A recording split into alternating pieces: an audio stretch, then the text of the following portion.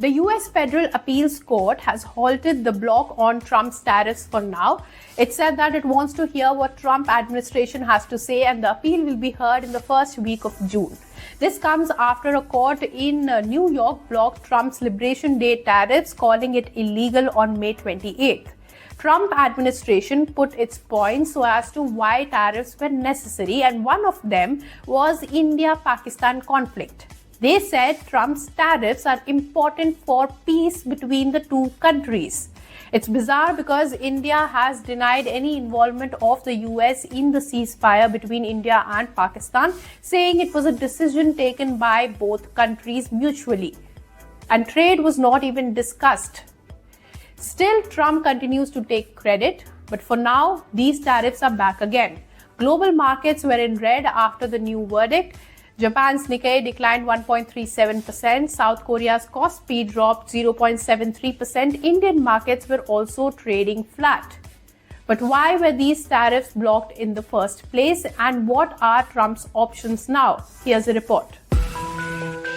In a major blow to Trump's tariffs, a federal court in New York blocked the Reciprocal Tariff plan from nearly every country in the world. A three-judge panel of the U.S. Court of International Trade ruled that Trump exceeded his authority when he used the 1977 International Emergency Economic Powers Act to declare a national emergency and justify the wide-ranging levies.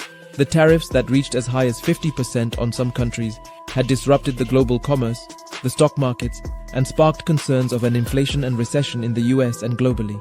The court's ruling invalidates the tariffs Trump imposed on nearly all trade partners, including China, Mexico, and Canada.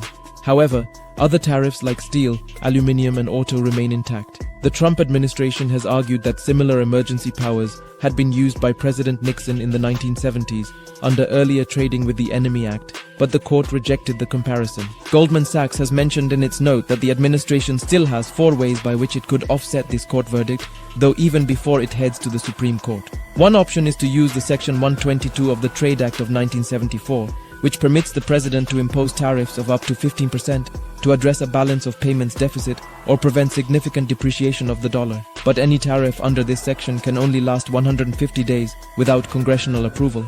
Option 2 is to initiate fresh investigations against major trading partners using Section 301 of the U.S. Trade Act of 1974. It allows for retaliatory tariffs in response to unfair trade practices, but involves more procedural steps than Section 122. However, there is no cap on the size or duration of tariffs under this section, but the investigation will take weeks or months to conclude. Option 3 is expansion of Section 232, under which the tariffs on steel and aluminium are already in place under the rationale of national security.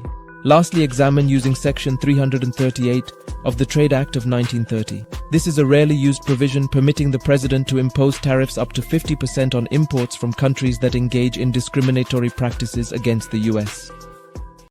If you like this video, then like, share and subscribe to ET Now.